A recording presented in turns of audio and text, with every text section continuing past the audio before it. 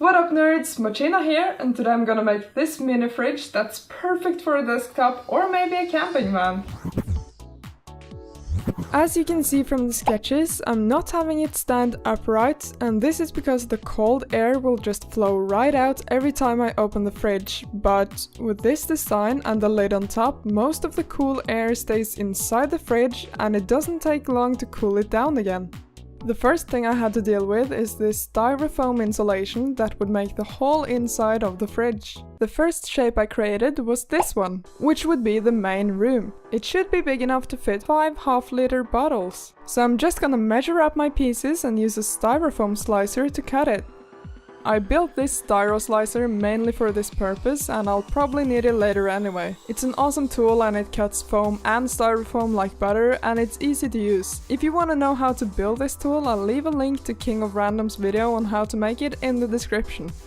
This particular styrofoam is very thick, so I had to split it in half. I just pushed it against an angle and then the cut became straight. When I had all my pieces for this compartment, I had to glue it together. I found this glue called Multibond that in addition to gluing also fills any small gaps, and it works on most materials. It had to dry for a couple of hours before I could deal with it further, so in the meantime I had time to cut and split some more styrofoam that I could use later. I also had time to make a bottom piece out of MDF. I began cutting a square that would fit my measurements, and then I had to cut and drill some holes in it. Firstly, I drilled 4 holes in each corner for each of the legs. Secondly, I had to find out where to cut the holes for the fans, so first I had to cut some holes in the styrofoam where they would enter the main compartment. This was easily done with a utility knife. I made sure to make extra space around them on the inside. Nice, the fit looks pretty good. I just have to make one more cut in this piece before gluing it on. This will make room for a snack shelf right above the cooling modules. I glued it on, making sure to get the multi-bond into all the cracks to avoid any air leakage later.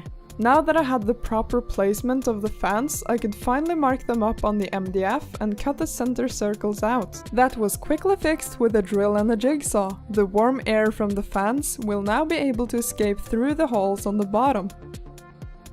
Here are the legs I used, which are actually just knobs for cupboards. I'm gonna use a couple of other aluminium parts in this build that will match this, and I think that will look pretty good in the end. I fastened all the legs and now onto the lighting.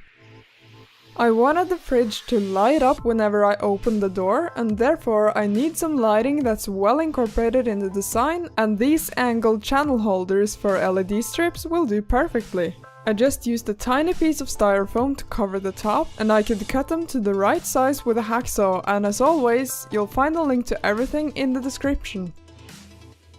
I chose to use regular cold white LED strips for this and attached a couple of long wires to it. I could then cut it to size, glue it on and cover it with a plastic top. The wires needed a path to the outside, and the soldering iron did the job. Before attaching the LED channels, I added this aluminium tape to the corners. This will cover the whole inside eventually. I pushed the wire through the hole, glued the channels to the corners, and then the tiny styrofoam piece at the top. Finally, not forgetting to push as much multi-bond as I could into the hole to prevent any air leakage. As you can see here, I'm just making some paths for the cables so it will sit flush against the MDF when I'll glue this whole compartment to the bottom. Now let's